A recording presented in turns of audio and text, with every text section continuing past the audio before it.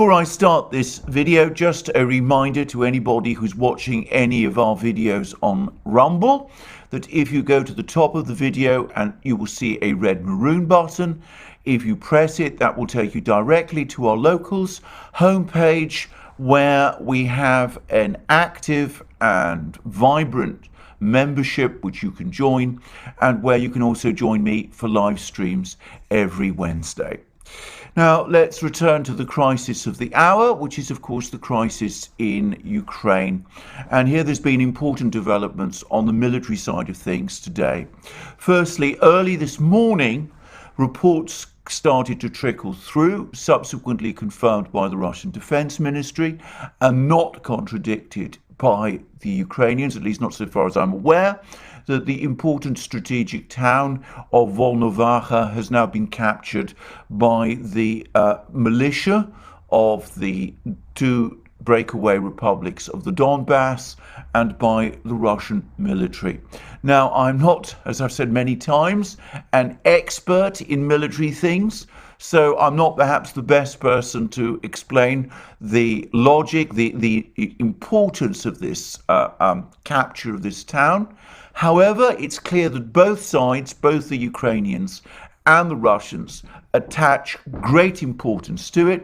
It's a town, it's a settlement in eastern Ukraine. Apparently, it was an important headquarters and logistic center for the Ukrainian forces that were based along the contact line with the two republics of the Donbass, and it was a town which the Russians and the militia needed to capture if they were to complete and tighten fully their encirclement of the Ukrainian army in eastern Ukraine, which, as I've discussed in many previous videos, is the primary Russian objective and is the focus of their military offensive.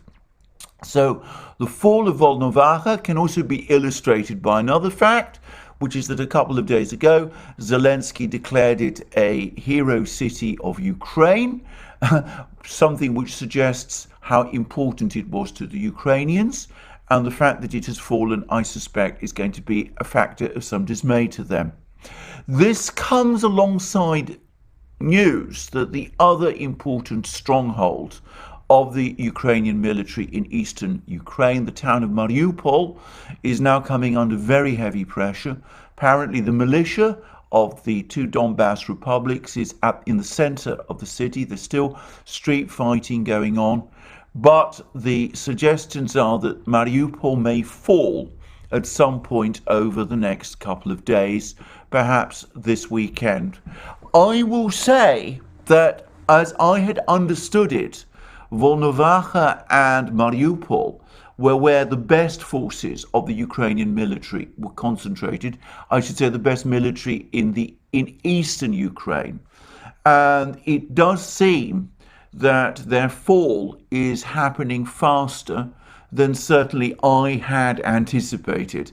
Again, I stress I'm not a military person, but I wonder whether the effective encirclement of these troops isn't beginning to take its toll, by which I mean whether they may be running out of logistics, ammunition, food, perhaps even water, and that they're finding it increasingly difficult, therefore, to continue fighting in the way that they previously did. Now, I've discussed many times on this channel the fact that the focus of the Russian effort is to encircle and destroy the Ukrainian army in eastern Ukraine by creating what the Russians like to call a cauldron, a trap in which it is essentially encircled and is forced either to lay down arms or disintegrate.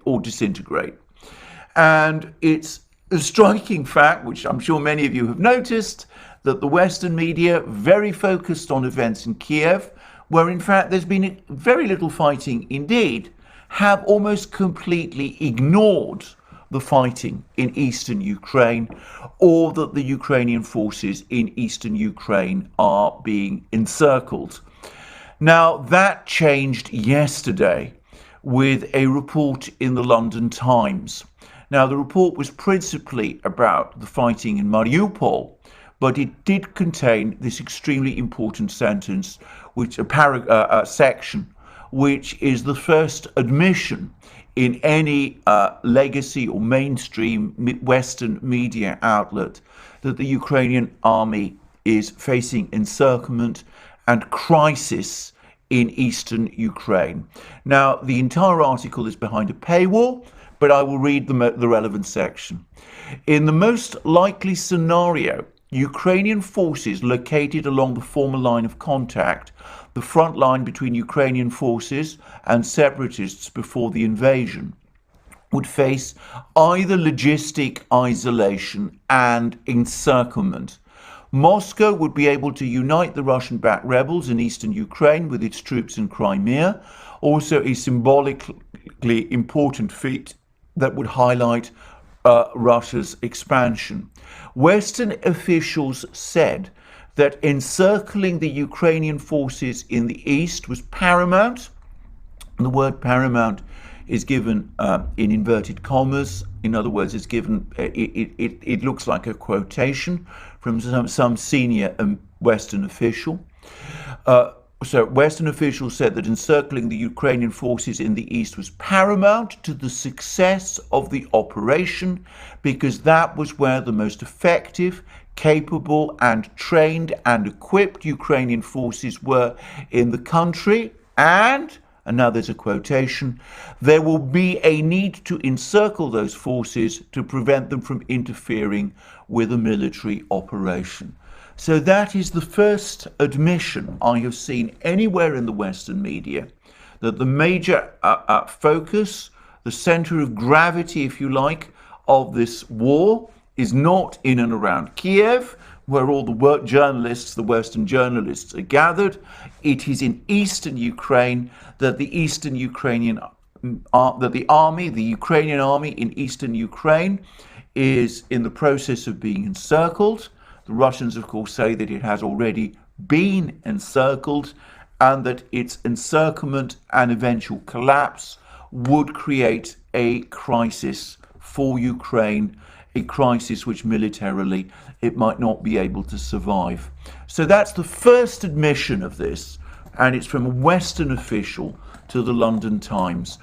It shows, to my mind, that Western governments, despite all of the reporting that we've been hearing about heroic Ukrainian resistance in and around Kiev and all of that, are actually and in reality perfectly well aware of what is going on the ground, and are fully aware that events are turning out otherwise from what the Western media up to now has been reporting. Now, I'm going to just add a few further words. If Mariupol does indeed fall within a few days, some suggestions, which of course it's not again for me to discuss, but it might fall even as soon as some point over the course of this weekend. Perhaps next week is more plausible, that's my guess. But if Mariupol does fall, then the collapse of the Ukrainian army in the Donbass will follow very shortly after. That will, of course, release the bulk of the Russian army for further advances into central Ukraine. Now, whether they would want to do that is, of course, another matter. I'm not going to try and speculate or guess what the Russian plans are, certainly not their military plans. What we do know is that their diplomacy, that they're continuing their diplomacy, and that over the course of a conversation which Putin had over the course of today with the Belarusian leader Alexander Lukashenko, Putin seemed to be optimistic that the Ukrainians are slowly coming to a realization of the disaster that they're facing in the east, and that will finally force them to come to terms. Well, we shall see. I mean, at the moment, the Ukrainians are saying different things to different people. They seem to be indicating to the Russians that they're willing to negotiate about neutrality. To the Western powers, of course, they're talking about their willingness to fight to the death, something which I don't think anybody ought to urge them to do, given the disastrous effect on their country if they did that. I will finish on this summary of the military developments so far as I can understand them. And again, they always come with a caveat that, as I said, I'm not a military person or a military strategist or technician or any of these things. But I would finish also by saying that the mayor of Kiev, Vitaly Klitschko, has now said that around half the population of Kiev has left the city. And it does seem as if the Russian ring around Kiev is also slowly tightening. I suspect that at the moment there are still no Russian plans to storm Kiev, but of course, if the situation in eastern Ukraine results, as it now seems certain to do, in a Ukrainian collapse, and assuming that the Russian army is then able to move into the center of Ukraine, at that point it looks to me as if Ukraine's capital, Kiev, it becomes undefendable, and a collapse at that point in Kiev may follow. What that would mean, I'm not absolutely sure. It may be, however, that rather than have that happen, the Ukrainians will finally do that which the Russians are asking them to do, which is to come to the negotiating table and effectively agree to the demands that the Russians are making of them. Anyway, that's my summary of the military developments. I would finish by mentioning, finish about the events on the ground in Ukraine by saying that it does seem that the humanitarian corridors that the Russians have been trying to negotiate with the Ukrainians for the last couple of days are now functioning after a fashion in some Ukrainian cities, not, it must be said, in Mariupol, but perhaps in places like Kharkiv and elsewhere, and civilians are being evacuated, and also foreign students, some of whose evacuations were prevented, each side, the Russians and the Ukrainians, accusing the other of being responsible for that. Anyway, so advances by the Russians in the east and center of Ukraine, their capture of an important point, city, Volnovakha, the imminent capture of Mariupol, indications that the Ukrainians might be starting to shift their negotiating position, and a tightening ring around Kiev as the humanitarian corridors start to enter fitfully into life. So that's where I think we are with the situation on the ground. Now, of course, all of this is happening against the backdrop of a titanic economic conflict. And here I would like to make a few general observations. Firstly, it's clear that the Europeans, having looked down the abyss of cutting themselves off from Russian oil and gas, have now drawn back and decided not to do it. There was a big summit in France, in Versailles, the Palace of Versailles. Actually, to say it properly, it's the Chateau of Versailles on Thursday. All sorts of people were there, all the European Union people were there.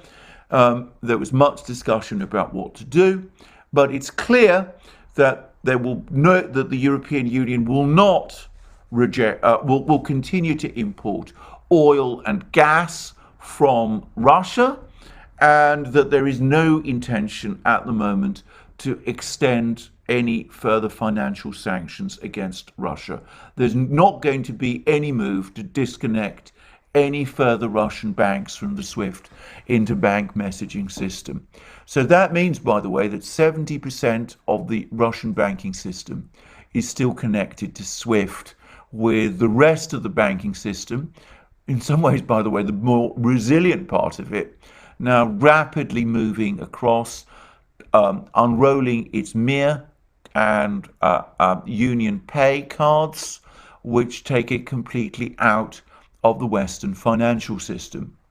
Now, this has happened alongside a very interesting report from the Russian news agency Interfax, which has reported that the Russian parliament is now railroading through at very great speed a law which allows Russian banks to sell gold, platinum, silver, palladium ingots to investors in return for foreign currency. Now, the relevance of this is a point made in the live stream that we did a few days ago on the Duran, and where we were joined by the amazing and wonderful Tom Longo. And Tom Longo, in that live stream, mentioned that he thought it highly likely that, especially in terms of its internal operations of the ruble, the Russian government would, before very long, move towards a gold-backed ruble for Russia's internal trade, even as it seeks to drain foreign currency out of the Russian economy. In other words, concentrate all holdings of foreign currency in its own hands. And I've discussed this report, report of this bill with Tom Longo, and he made the point to me that this is exactly in line with his idea that we are indeed looking towards the Russians working steadily towards a gold-backed ruble in terms of their own internal arrangements. Now, that's probably going to have not going to be relevant to the external operations of the ruble, but it does seem as if the Russians are doing exactly what Tom Longo expected that they would do, as they seek to convert the entirety of their financial system from use of foreign currencies. And here, by the way, whilst we're talking about financial sanctions, another surprising thing happened today. Today was supposed to be the day when the Russians were going to start defaulting on their foreign debt obligations. But to most people's surprise, in fact, to practically everybody's surprise, Gazprom, the big Russian gas monopoly, export monopoly, I should say, paid $1.3 billion of its external debt to its creditors when it fell due. And it looks as if the big financial giants, the big industrial giants of the Russian economic system are going, for the time being at least, to go on paying off their debts, at least for the moment, and to do so in foreign currency, avoiding the possibility of a default. I would say it would be a technical default. I would call it force majeure, were it ever to happen. And one should be always careful, I think, in saying that a default by a particular Russian company, even a state-owned company, is default by the Russian state. But never mind, that's what people would say. But anyway, a lot of people were caught by surprise by Gazprom's move. And as has been pointed out, Russian external debt, which is not very big relative to the size of the Russian economy, is anyway concentrated in a very small number of big companies, big corporates, most of whom have very extensive cash reserves. So it could be that they will be gradually unwinding this external debt to the extent that they need to by themselves, obviously with the agreement of the Russian authorities, the finance ministry and the central bank, and that this default that many people are expecting may be more delayed than some people anticipate, or perhaps, I'm not an expert in these things either, perhaps it won't happen at all. And I say that because oil and gas, energy prices are continuing to rise. The Europeans are making it clear that they will continue to import Russian energy products. The result is that the flow of hard currency, of dollars and euros and yen and British pound sterling into Russia, continues at a substantial rate, especially if, as I think is very likely, we start to see oil traders start to deal in Russian oil again before very long, in which case Russia will have preserved its cash flow, even if it has lost half of, the central bank has lost half of its foreign currency reserves, in which case not only can it continue to service its debts, but of course that will presumably over time mean that it will be able to start rebuilding its cash reserves, even those which have been confiscated in the way that they have. Whilst I am on this topic, the central bank, the Russian central bank, has been taking soundings of various economic forecasters within Russia about the effects of what's happening on the Russian economy and of what's happened in terms of the sanctions, what effect they will have on the Russian economy. And this comes directly after a lengthy meeting which Putin had with his top economic advisors in Moscow, in which they talked about the progress, the future of the economy now that it's under sanctions. And it's very interesting because the officials, the Prime Minister Mishustin, the Finance Minister Silvanov, the Mayor of Moscow Sobyanin, all told Putin that the financial system in Russia is stable, continues to operate smoothly. There's no panic withdrawal apparently from Russian banks. Everything seems to be, or at least this is what the government tells us, maybe not always true, but this is anyway what they're telling us, and it seems to be borne out by general events, that everything is functioning on a fairly smooth basis. There is the prospect of much higher inflation this year, and the economic forecasters thought it might go as high as 20%, which would be indeed very high, but not perhaps certainly not nowhere close to hyperinflation, and so nowhere close even to Turkish levels. Well, we'll see whether that's right. It seems those forecasters were not taking anyway into account the kind of things that the government itself might do. I would say that if we are looking at 20% inflation in Russia, and that seems to be the absolute upper range at which it could go, then we need to take that in context with the fact that we're almost certain now to see double-digit inflation in the West. Many people think, of course, that in the United States we have that already.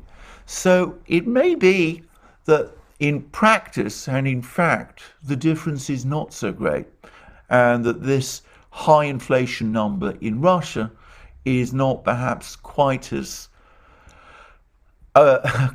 different from what we are going to get in the West as one might expect. But beyond that, the same forecasters who, as I said, apparently lean on the pessimistic side, thought that inflation would fall rapidly in 2023 to around 8%, and then would fall back to around close to the Russian central bank's target of 4% in 2024. And they also predicted that after a severe recession this year, the Russian economy would return to growth in 2023 and would achieve faster growth in 2024. So there we are. High inflation and a severe recession in Russia this year. That's baked in the cake. I think it's unavoidable. But then we're going to get high inflation and an almost certain recession in the West too this year. But in Russia, at least, they're looking towards recovery in 2023 and 2024, with a return to fully stable economic conditions in 2024. I think from the Kremlin's perspective, if these forecasts turn out to be right, then this will all have been fully worth it. If they have solved the problem of Ukraine once and for all, as they're looking increasingly likely to do, then a difficult year economically will be a price worth paying. That's anyway my own assessment of the Kremlin's thinking. Well, we will see where we go from here. Last but not least, I'm going to mention a conversation which the French Foreign Minister Le Drian had with the Chinese Foreign Minister Wang Yi. Some people are trying to find in the Chinese Foreign Minister's words some change from the Chinese position, some attempt by the Chinese to put distance between themselves and the Russians. I've read the readout, the Chinese readout, in great detail. I cannot see any difference at all. It seems to me to be no more than a repetition of what are now, and have been for some time, the standard Chinese talking points. So I don't get the impression of any shift in China's position. In fact, I'm something at a loss to see where people find it. Anyway, that's all I'm going to say for today.